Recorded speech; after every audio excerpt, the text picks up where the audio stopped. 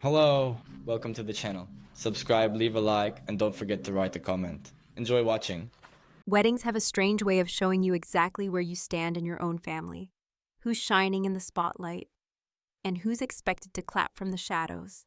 For me, that moment came at the end of the reception, champagne in hand, the string lights twinkling like it was some damned Hallmark movie, and my father standing at the microphone, just drunk enough to be honest. He raised his glass, beaming at my younger sister Kelly and her new husband Brad, who looked like he had crawled out of a GQ spread for douchebag finance bros, and said, without hesitation or irony, "We gave her everything she deserves." He smiled when he said it.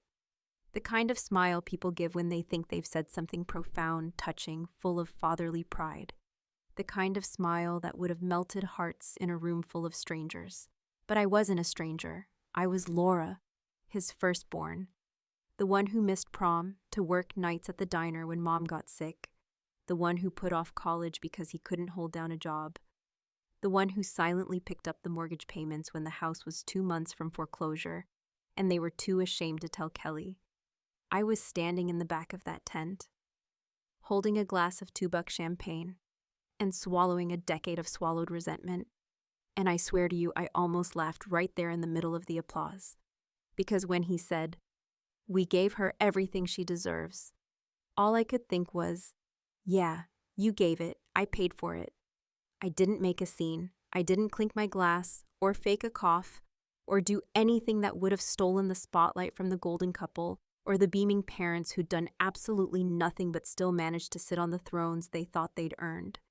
Instead, I stepped outside, clutching my tiny purse like it might keep me from unraveling, and walked straight to my car without saying goodbye. The night air was cold, not freezing, just sharp enough to remind me I was still alive, still awake, still perfectly aware of everything I'd let happen over the years. I sat behind the wheel, not crying, not raging, just sitting. I wasn't sure what to feel, honestly. I think my body was too used to being useful, too trained to be dependable, to even understand how to process betrayal when it wasn't a sudden knife, but a slow burn stretched out over years. I had financed Kelly's college education. Not entirely, no, but I'd filled the gaps. I co-signed her first car when she was 19, the same year she told her friends I was kind of like a second mom, but boring. I'd been paying the property taxes on my parents' house for almost 3 years because they claimed it was just a temporary shortfall and didn't want to burden Kelly while she was planning her wedding. The house Kelly just moved into after the honeymoon, the one they all kept referring to as the family gift, that was my name on the mortgage, my payments, my good credit, my constant quiet contributions that no one ever mentioned in speeches. I should have walked away years ago. I should have stopped being the fallback plan, the emergency contact, the one who rearranged her own life so other people could live theirs without consequence, but I didn't. I kept telling myself it was temporary, that one day they'd see what I did, that being dependable would count for something. It never did.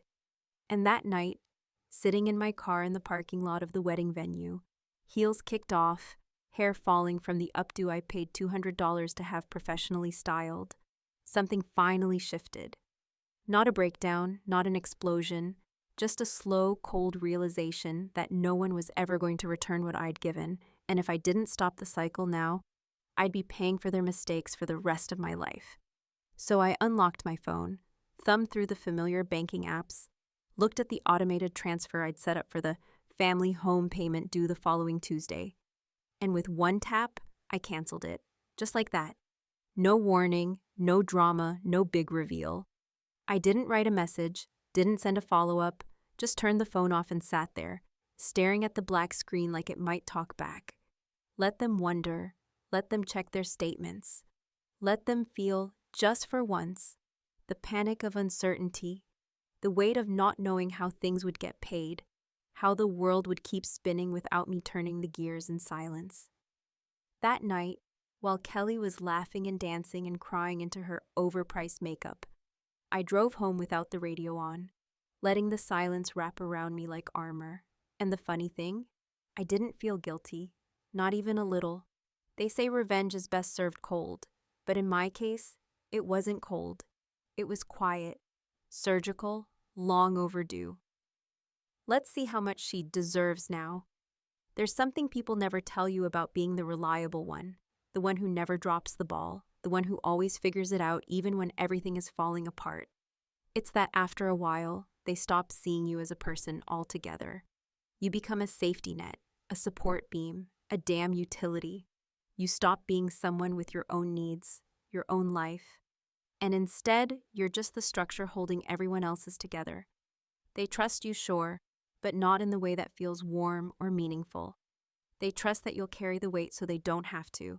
And if you ever even think of setting it down, suddenly you're selfish. Suddenly you're difficult. Suddenly you're the problem. I guess in hindsight, that's where my story really starts. Not at the wedding, not when the champagne was poured and the music swelled, and my father gave that smug little speech about how we had given Kelly everything she deserved.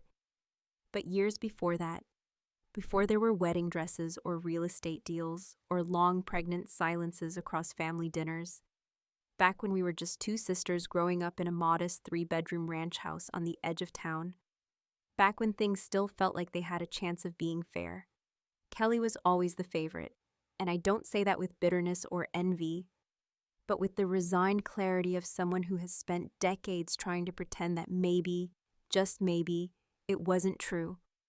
But the signs were always there, subtle at first, then louder as we got older. When she forgot her homework, Mom would help her finish it while I was told I needed to be more responsible. When she stayed out past curfew, she was just exploring her independence. But if I was even 10 minutes late, I got the lecture about trust and expectations and being the example.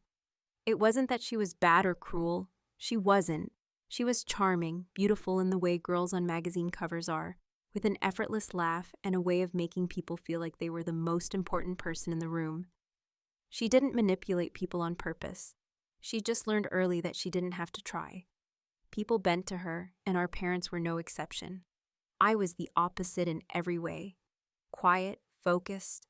I followed rules, not because I was afraid of punishment, but because I believed in them.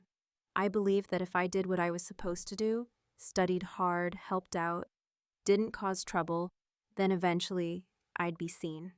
Eventually I'd matter. It's laughable now, thinking back on how long I clung to that idea like a religion, even as life kept showing me over and over that no one remembers. The one who keeps the lights on. They only remember the one standing in the spotlight.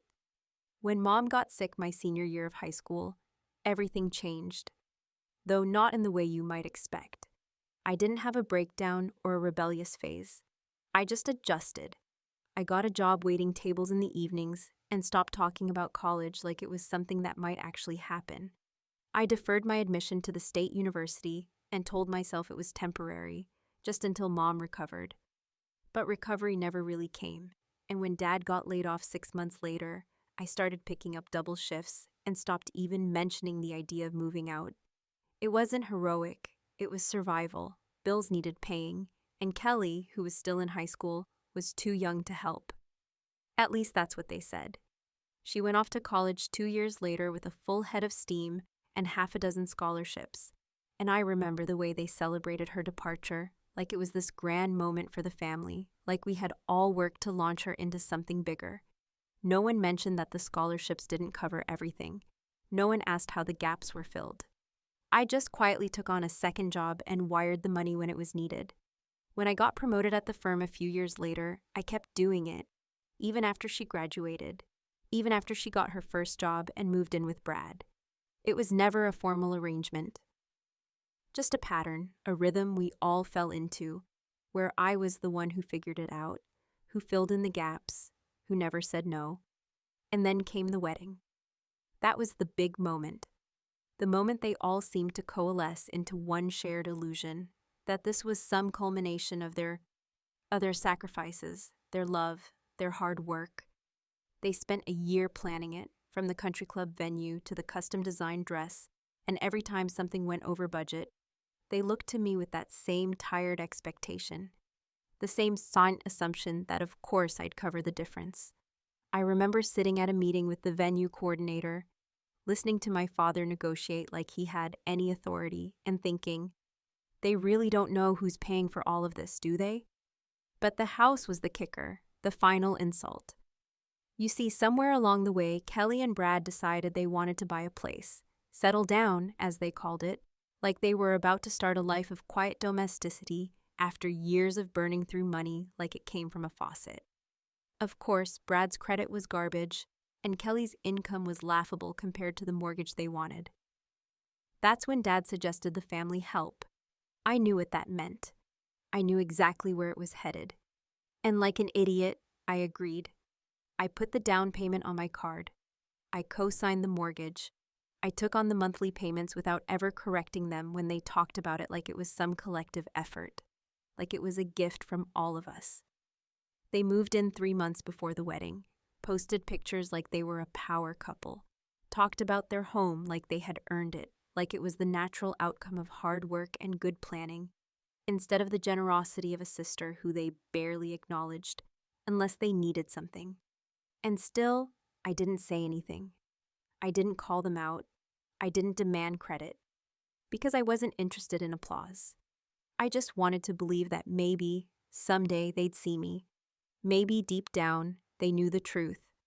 But when I stood in the back of that wedding tent and heard my father say they had given her everything she deserves, it became suddenly, stunningly clear they didn't know, and worse, they didn't care. They never had, so when I walked out that night, I wasn't angry in the way I had always imagined I'd be when the final straw landed. I wasn't trembling or shouting or vowing revenge. I was calm, waldemakifan. And in that clarity, I finally understood something I should have learned years ago. Sometimes, the only way to be seen is to disappear. And so I did. Not loudly, not dramatically, just enough to make sure they finally felt the weight I had been carrying all along. And whether they crumbled under it or not, well, that wasn't my concern anymore. It's strange how easily people forget the origin of money when it flows quietly and regularly, like a hidden river underneath the foundation of their lives, so consistent, so uncomplaining that after a while, they stop wondering where it comes from at all, assuming instead that it simply exists, like oxygen or gravity, constant and invisible until it vanishes. For years, I had been that river, that background force keeping things steady, never drying up, never drawing attention, never asking for anything in return. And I honestly don't think they realized how dependent they had become on me, not out of malice or cruelty necessarily, but out of sheer willful ignorance fueled by comfort. They didn't want to know. It was easier not to.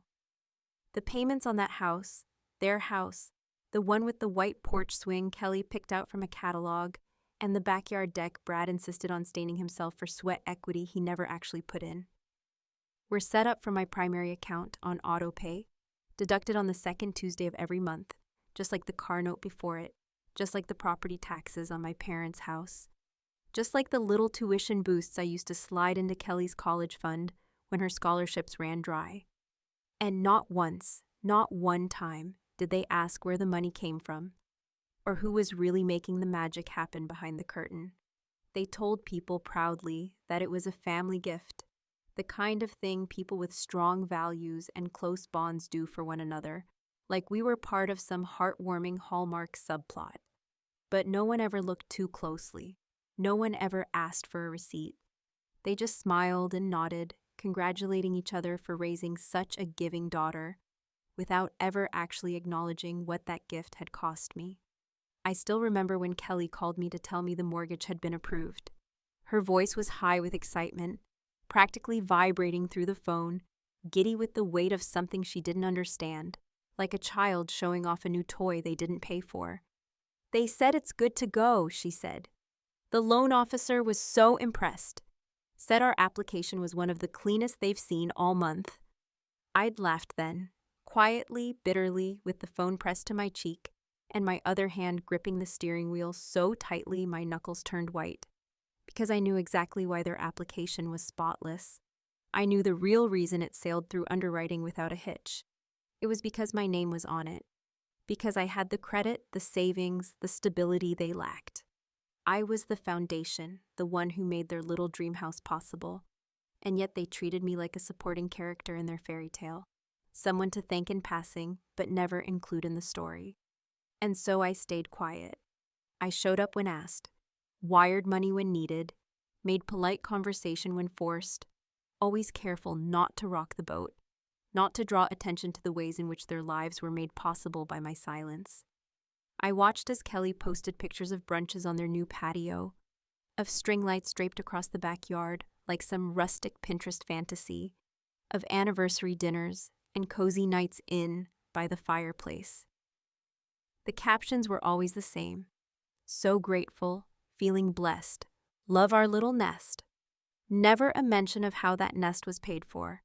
Never a nod to the sister who had delayed her own down payment, who lived in a cramped rental with a peeling ceiling and a neighbor who played heavy metal at 2 a.m. because every time she tried to get ahead, someone else needed help more urgently. What finally broke me wasn't the money, not entirely anyway, but the entitlement. The complete lack of awareness, the utter absence of appreciation, the assumption that I would always just be there. Like a human subscription service to middle-class stability. They didn't ask, they expected. Kelly, in particular, had become a master of dressing up demands as favors. Sending texts like, "Hey sis, think you could take care of the gas bill this month? We're a little tight since we splurged on the new couch." Or, "Brad's work cut his hours again, so we're playing catch-up. You're a lifesaver."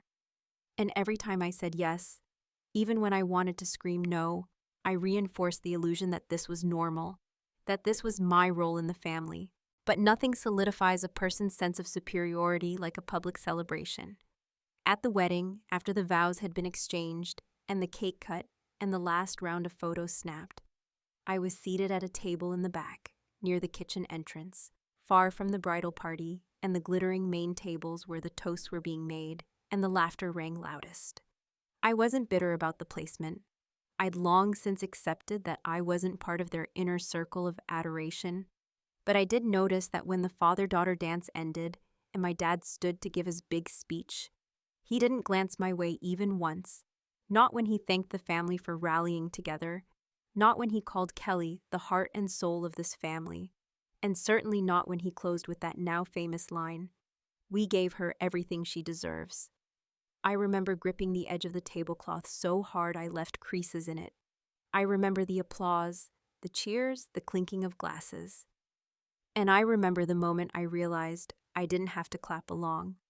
That night, when I left without saying goodbye, I was done being polite. I didn't scream, I didn't confront, I didn't make a scene. I simply opened my banking app, scrolled to the mortgage payment, and deleted the auto transfer with a swipe of my thumb. No confirmation email, no farewell message, just silence. And then, a few days later, the text came. Not a thank you, not a check-in, not even a "Hey, are you okay?" Kelly wrote breezily, as if nothing had changed.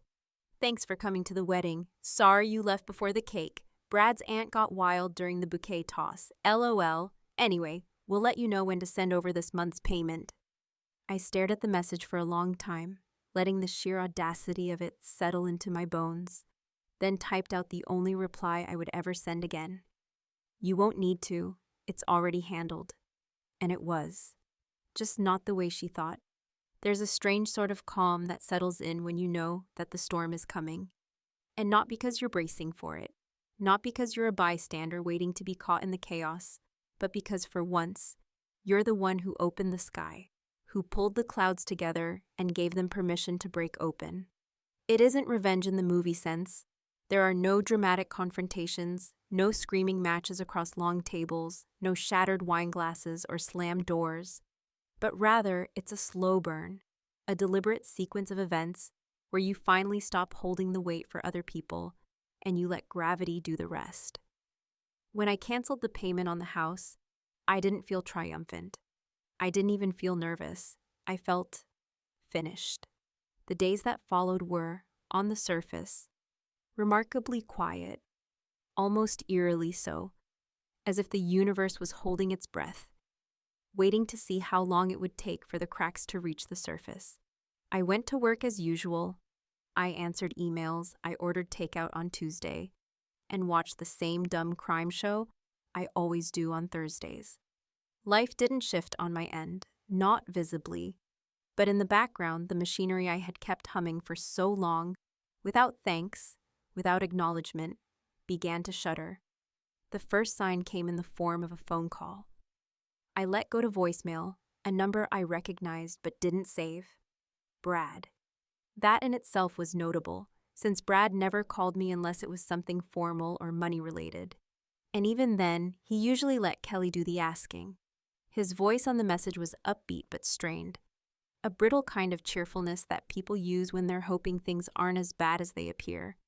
He said something about a letter from the bank, mentioned a weird issue with the mortgage company, and asked if I could check on your end just to clear it up. He sounded like someone poking at a wire he didn't understand, praying it wouldn't spark. I didn't return the call. 2 days later, another voicemail, this time from Kelly, her tone already shifting, sharper around the edges, like she had started putting the pieces together and didn't like the picture they were forming. She didn't accuse me outright. Kelly never jumps to direct confrontation unless she's cornered. But the message was laced with passive-aggressive sweetness, the kind that always made me want to put my head through a wall. "Hey, sis, we got another notice from the bank today," she said, her voice falsely light. "I think something might have gotten messed up on your end. No biggie, but could you take a look when you get a chance?" The forced calm in her tone told me everything I needed to know. She was trying not to panic. Yet. The truth was finally elbowing its way into their carefully constructed reality. And it wasn't wearing pearls or holding a glass of celebratory champagne. It was wearing a foreclosure notice and a 6-figure debt with my signature at the bottom of it. By the end of the week, the calls had tripled, though I still didn't answer. I didn't need to. I knew exactly how the process worked, had spoken to my attorney months earlier when I'd first suspected that eventually I might want a way out. The house was legally in my name. The mortgage was mine. And although I had given them full access to the home and let them play house with their friends and brag about their investment, not a single legal document tied either of them to the property in any enforceable way. It had been part of the unspoken deal, my money, their narrative, my name, their pride. But without me, the foundation crumbled. When the final warning letter arrived at their door, the one that used language like default proceedings and intent to repossess, I imagine it landed like a bomb, not just because of the financial implications, but because, for the first time, they were seeing clearly that none of it had been real. Their house, their dream, their carefully curated life. It had all been built on borrowed stability, on the illusion of ownership. And now that illusion had been yanked away. The angry calls came next, as expected. My father left me a voicemail in a tone I hadn't heard since I was a teenager. All fire and authority, barking about responsibility and betrayal, about family and obligations. He demanded an explanation, accused me of selfishness, claimed I was hurting everyone out of some childish grudge. That was rich, considering the number of times I had bailed him out silently, patched up their lives like it was part of my job description. His voice cracked when he said, "We gave you everything." And I laughed out loud in my kitchen, standing there barefoot with a cup of coffee, because if that wasn't the most ironic sentence I'd ever heard, I didn't know what was. They hadn't given me everything. They hadn't given me anything. I'd earned every cent I'd ever spent on them, every hour of overtime, every skipped vacation, every silent sacrifice. And the only thing they ever gave me in return was the assumption that I'd never stop. But I had stopped. And now they were standing in the wreckage, looking around, confused, asking why no one had warned them the roof was collapsing. When the house officially entered foreclosure, the bank moved fast, which didn't surprise me. I had intentionally let the payment lapse without contesting it. And without any resistance from the named owner, the legal process didn't drag. Within days, they received a formal notice requiring them to vacate. I can only imagine the scramble that followed, the frantic packing, the desperate phone calls to friends, maybe even to the same relatives who had toasted them at the wedding and praised their beautiful new life. I wonder if anyone offered them a place to stay. I wonder if they tried to guilt someone else into footing the bill. I wonder how long it took for them to realize that the safety net they had leaned on for years was gone. Not because it had failed, but because it had finally been cut away by the one who had always kept it there. A week after the house was emptied, I drove out to see it. I didn't go inside. I had no interest in wandering through rooms that still echoed with the sound of someone else's entitlement. But I did park across the street and sit for a while, watching the lights from the porch flicker against the dusk. A neighbor walked by, nodded, then did a double take. She must have recognized me from a barbecue or a birthday party, or some other event where I'd hovered quietly at the edge, unnoticed. She said, "They moved out fast, huh?" I nodded. "Yeah," I said. "Shame they never paid a dime." The thing is, I didn't enjoy it, not in the way people think revenge feels, not like fireworks or applause or vindication. It wasn't loud or victorious. It was quiet, clean, necessary. A correction more than a punishment. And the silence that followed wasn't empty. It was peaceful, for the first time in years. I didn't feel like I owed anyone anything. And that was priceless. There's a moment after everything has unraveled and the noise finally settles, when silence becomes its own kind of language. More honest than any apology, more satisfying than any vindication, because it's not about the absence of chaos. It's about the realization that you no longer have to explain yourself, no longer have to justify your choices to people who only ever heard what they wanted to hear, no longer have to participate in a script you didn't write. In the weeks that followed the foreclosure, that silence filled every corner of my life, like sunlight slowly filtering into a house that had been locked and dark for far too long.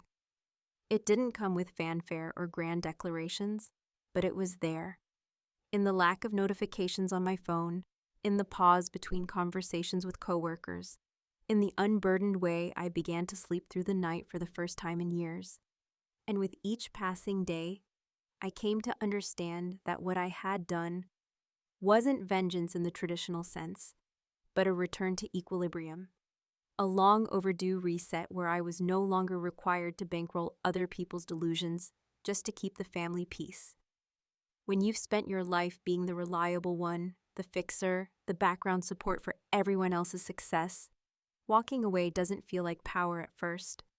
It feels like loss, like a sudden weightlessness that's almost disorienting, as though you've stepped off a treadmill that never stopped, and your legs are still moving, waiting for the next problem to solve, the next mess to clean. But then slowly your mind begins to adjust to the quiet. You start to realize how many hours you used to spend checking balances, calculating interest, shifting your own expenses just to make someone else's late payment disappear. You remember the times you skipped birthdays and long weekends, not because you couldn't afford them, but because somewhere in the back of your mind, you were always budgeting for someone else's emergency. You stop anticipating disaster and instead start planning your own life again. Not around other people's needs, but around your own. The first time I saw Kelly after everything, it wasn't in person, and it wasn't planned. It was a video that had been shared in a group chat I hadn't muted yet. Some mutual friend from high school sharing a clip of Kelly trying to launch a moving tips series on social media, casually mentioning how life had thrown some curveballs lately, how things didn't work out with the last house, and how she and Brad were learning to start fresh. I watched the video twice, not out of curiosity, but disbelief, because there she was standing in front of some generic apartment complex in a city an hour away, putting on that same cheerful tone she had perfected over the years, spinning the narrative to keep herself the hero of her own story. Never once admitting that she had been evicted from a home she didn't own, abandoned by a family system she had bled dry without ever seeing it. But the truth is, I didn't feel angry watching it. I didn't feel anything close to rage or regret. I felt distance, like she was a character in a show I used to watch but had since outgrown. Her voice was familiar, but her story was no longer mine to worry about, no longer mine to finance or fix. And for the first time, that detachment didn't feel like cruelty. It felt like freedom. My parents, for their part, made fewer appearances after the dust settled. There were a few emails from my father, full of half-baked attempts to guilt me back into the fold, sprinkled with phrases like, "Family doesn't abandon each other."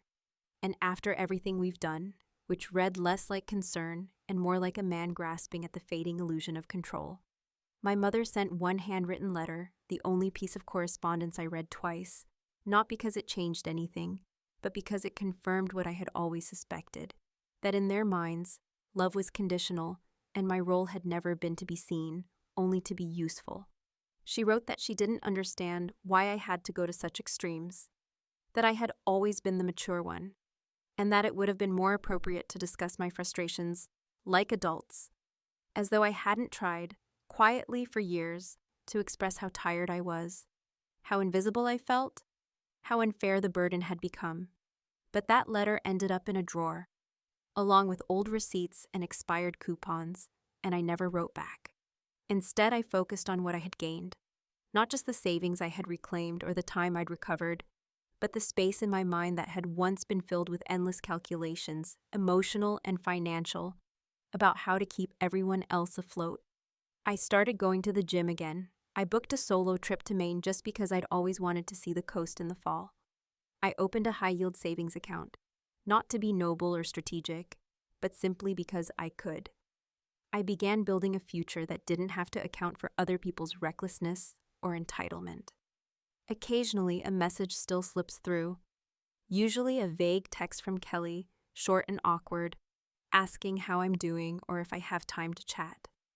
I never respond. I don't block her. I don't delete the messages. I just let them sit there, unread, a quiet reminder that the door isn't locked, but it also isn't being held open anymore. And in that silence, in that deliberate refusal to be drawn back into the role, I had finally outgrown. I feel more powerful than I ever did when I was the one signing checks and fixing crises. People sometimes ask me if I regret it, if I wish I had handled it differently, if I feel bad about the fallout, about the way things ended. And I tell them the truth, simply and without apology. I don't regret walking away. I regret waiting so long to do it. I regret every moment I spent believing that love had to be earned with sacrifice, that loyalty meant setting yourself on fire to keep others warm. I regret thinking that if I just gave enough, did enough, stayed quiet long enough, eventually someone would notice, but they didn't. And that's not my fault. That's not my failure. The last time my father left me a voicemail, I didn't even listen to it. I read the transcript, a garbled mess of frustration and pleading, ending with a familiar refrain. "We gave her everything she deserves." I stared at that line for a long time, letting it settle, letting it echo in the same way it had that night under the wedding tent. Only this time, I didn't feel the sting. I didn't feel the weight of being unseen. I just smiled, quietly to myself, and whispered, "Yeah, now I did too." Because in the end, they were right about one thing. Deserves got nothing to do with it.